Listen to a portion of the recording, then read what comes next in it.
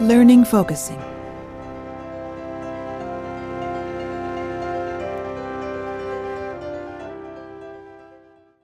My name is Ann Weiser Cornell, and on this CD, I'm going to show you the gentle and powerful skill of inner relationship focusing. I'll be giving you some background about what it is and how it works, and then I'll take you through the process step by step. My goal is for you to find your own relationship with this empowering and natural skill, and to discover the ways that it can support you in the forward movement of your life. Let's start with the question, what is focusing? Focusing is a process of awareness, a learned process, and also a natural one. It involves sensing inwardly, in your body, the whole way it feels in there about the situations in your life. An example might be the uneasy feeling in the pit of your stomach that tells you that something is not right in the room you just walked into. Or imagine setting down the phone after a difficult call and feeling a special kind of heaviness in your heart. It's not just sadness. It's not just disappointment. You can tell that there's more to it, but what that is isn't easy to say. When you sense the whole way that some situation feels in a fresh way, not in your usual concepts, but just as it feels at this moment, that's what we call getting a felt sense. Part of what it means to learn focusing is learning that every situation can give you a felt sense, and learning how these felt senses can show you much more than you thought you knew about what you're dealing with in your life. We tend to think that our bodies just tell us when we're hungry or tired or sick. But using this special kind of body sense called a felt sense, your body, or perhaps we should say your being, can tell you about much more than that. Every situation we're in can give rise to a felt sense. For example, when you hang up the phone after an important phone call, if you don't move on to the next thing, but just take time to sense, there will come a whole body feel of the phone call.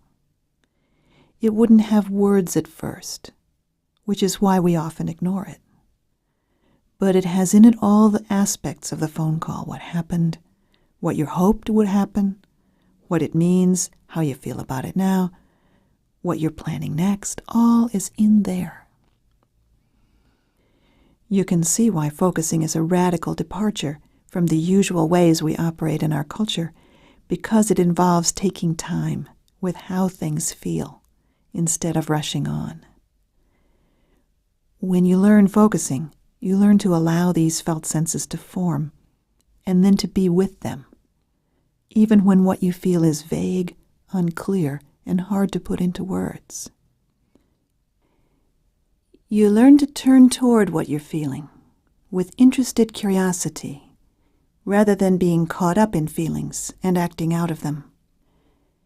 You find out how to include and accept all sorts of inner experiences, with no need to take sides in an inner war that labels some parts of you as bad. It was Dr. Eugene Gendlin who identified, named, and developed focusing as a teachable process, based on research he did on successful psychotherapy, and also based on his groundbreaking work in the philosophy of the implicit. I learned focusing from Gene in 1972, and in the years since then I've had the privilege of teaching hundreds of focusing workshops in 17 countries, and helped thousands of people to learn this empowering skill and make it part of their lives. Over time, in collaboration with Barbara McGavin, I've evolved a way of teaching focusing and working with people that I call inner relationship focusing. As you can tell from its name, inner relationship focusing is a way of having a more nurturing inner relationship with yourself, with your feelings, and with all your inner parts and aspects. We also call it the radical acceptance of everything, because you're not pushing away anything that you feel or experience, but rather you're turning toward what you feel, allowing it to be there, and getting interested in it. You're sitting down with it to get to know it better. Something in you that's fearful, something in you that's angry, something in you that's bored or tired or worried or wary, all are welcome. As you learn this process, you will learn to trust that all your feelings and inner experiences are on your side and have gifts in them that are waiting to be received. So what we're learning here is a process of inner listening, in which you bring awareness inward in order to hear from parts of yourself that are wanting to communicate with you. In the process of listening to what they really want you to hear, they will be transformed, and you will be able to feel that shift, that transformation in your body.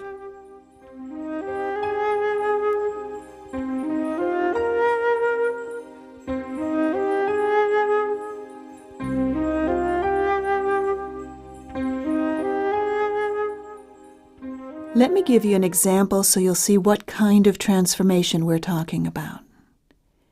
One of the primary ways that people use focusing is with a puzzling reaction, an emotion that's stronger than you think it should be, or a block that you'd like to get past or let go of. One time I used focusing was while I was on my first whitewater rafting trip. It was a beautiful day, and everyone but me was having a good time. Every time we would go through a rapids, I would get more and more scared. My logical mind told me that my fear was out of proportion to the actual danger, but telling myself not to be scared didn't help in the slightest. So while we were walking along at one point, carrying the rafts around a stretch of rapids that really was too hard for us, I did some focusing. I asked my body to give me a felt sense of the whole situation. That's different from just feeling the fear, which was not present at the moment because we were on solid ground. This was an invitation for a whole sense of the situation, as if sensing it all from a wider perspective. When I did that, I felt a feeling rather like fear begin to form in my chest. But at first I didn't label it, I just allowed it to come. When it was distinctly there, and not easy to describe, I began to try to describe it. It was like a breathless, catching the breath kind of feeling high in the chest. I stayed with it, sensing it, as if it was something in me that wanted to communicate with me. I got an image of somebody sort of pulling their feet up, something about being high up, too high up. I acknowledged it and stayed with it. I sensed its emotion. It was scared. A particular kind of scared. And again, I tried to put that into just right words. It was like a feeling of being high up with nothing solid underneath and scared of that. Ah, that's interesting. No wonder whitewater rafting was so upsetting. There was some part of me that felt the bounces when the raft was flying through the air, like a frightening feeling of no solid ground. At that moment I made other connections. Oh, this was also what was scary about feeling turbulence while flying in an airplane. No wonder. And the whole situation eased, because I had felt and acknowledged exactly what was scary about whitewater rafting for me. There was a sense of relief in my body. The fear had particularized. It wasn't everything about whitewater rafting that was scary. It was only those moments when the raft bounced in the water. I had acknowledged the part of me that was scared of that. And when we went back into the rafts, I was able to complete the trip with much more enjoyment. When the scared part of me appeared, I was able to be with it and assure it that I was with it. Had I needed to, I could have gone on with the focusing process, learning more about what was so scary for me about being high up, no solid ground. But I had done as much as I needed to get back to enjoying the day. Notice how focusing opens up a dimension of our own uniqueness. Someone else feeling afraid of whitewater rafting might have gotten something totally different. So that when you do focusing, you're sensing and listening to how it is for you at that moment. Sometimes focusing tells you more about a feeling you already knew you had, such as the fear I was feeling in that example. But sometimes the focusing process shows you something totally surprising. You might think you're afraid, but when you do focusing, you realize you're excited. You might think you're hurt, for example, at a lover leaving you. But when you actually listen to your body's felt sense, you realize you have an exhilarating sense of freedom. This is because focusing lets us feel our unique moment-by-moment reaction to the events of our lives. Whereas before we do focusing, we may be feeling only what we expected to feel. Part of what's radical about focusing is that it gets us in touch with our individual reactions and feelings, rather than what society expects us to feel. Now I'm going to describe the focusing process, and after that, I'll guide you through an actual exercise. To invite a felt sense about anything in your life, you start with an attitude of openness. Focusing requires a pausing of your usual life activities and a turning inward. A felt sense comes at the body level, lower than your usual thoughts. So you'll want to start by being aware in your body. I recommend becoming aware of your hands and what they're touching, your feet and what they're touching, the contact of your body on what you're sitting on. Then bringing your awareness into the inner area of your body, that area that includes your throat, your chest, your stomach, and your abdomen. Although your inner being may want to communicate with you in many ways, and will be open to that, this middle area of your body, throat, chest, stomach, and abdomen, is a good place to start, to ground your awareness in a kind of holistic body sense. And you let your awareness rest in this middle area of your body, taking your time, giving yourself time to just arrive there, to just be there. Imagine your whole inner body as an open space, a sensitive field for registering the whole way you feel about something. And bring your awareness into that space and wait. Next, you will invite a felt sense. One way of doing this is to say in your body, "What wants my awareness now?" Another way is to invite your body to form a sense of how your life is feeling right now. Or you can take a particular issue that you're dealing with and ask for a whole felt sense of that. And then once you invite, you wait and notice whatever comes to your awareness, especially something vague and hard to define that begins to form as you pay attention. It's important to say that this part of the process may take time, and what comes may be subtle. So you need to let it be okay to take some time at this stage, and you need to be open to subtle sensation.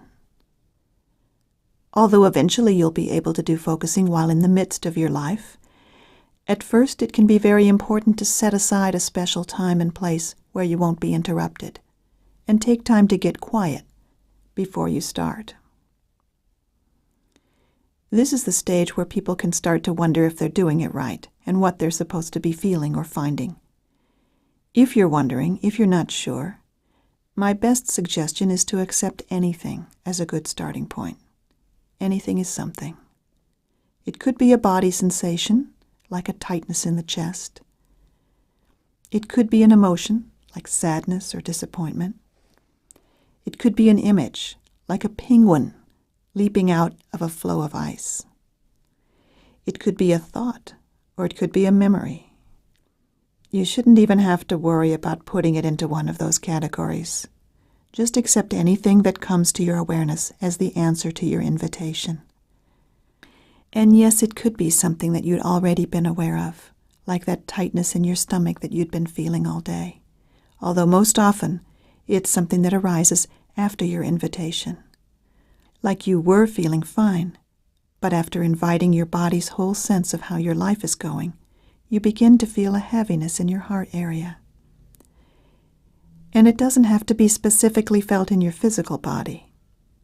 For most people, the word body indicates a narrower, more restricted space than the one that a felt sense can happen in. We simply don't have a better word than body for this complex field of experience, so body will have to do. So let your awareness go wider than you usually would. Not just the physical, although the physical is welcome too, but also the subtle, all-over feeling that your whole body can provide.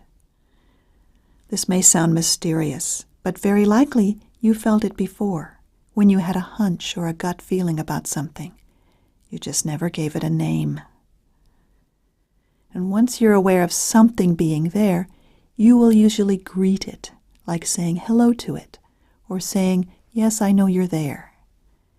This can be very helpful, especially if your feelings are strong or difficult for you or have been there for a long time.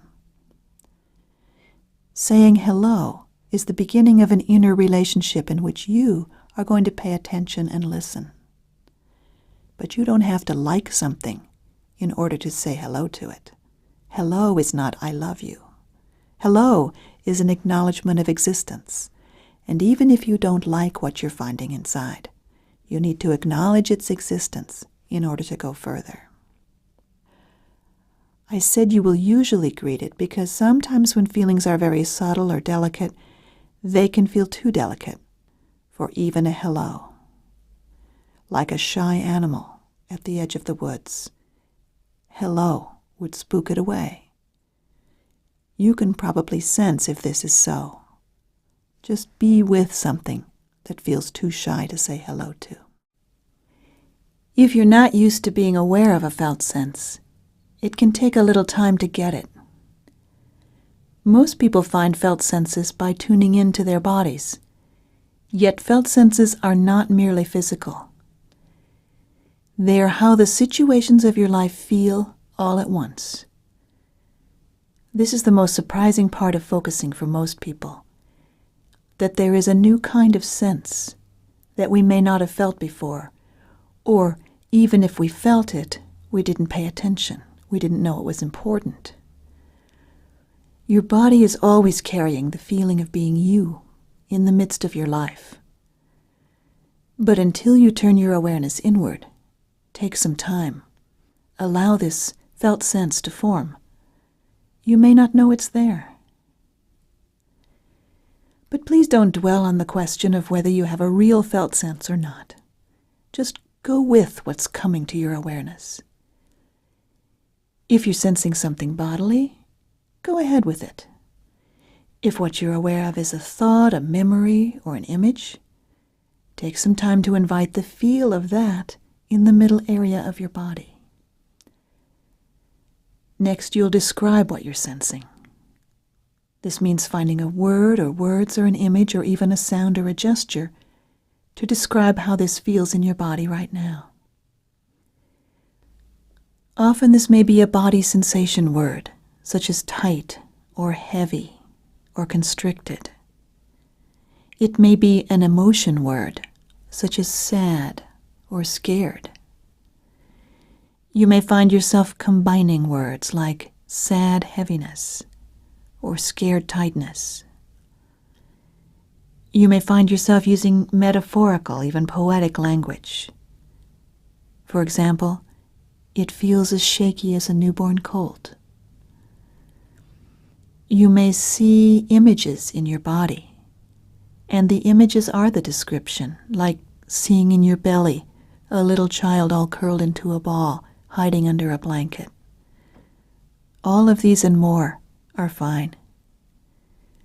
We want whatever works to describe your inner experience in a way that it feels to you right now. Then you offer the description back to the place in your body, like you're saying, "Is this right?" This is a confirmation and also a checking. Maybe that description does feel just right and fits the feeling exactly. In that case, there'll be a pleasurable sense of satisfaction. Yes, that's it. But maybe it's not quite right. Or maybe it's partly right, but there's more. Then allow yourself to sense what would be right. Follow that sense of not quite right and let it lead you to what description would be closer.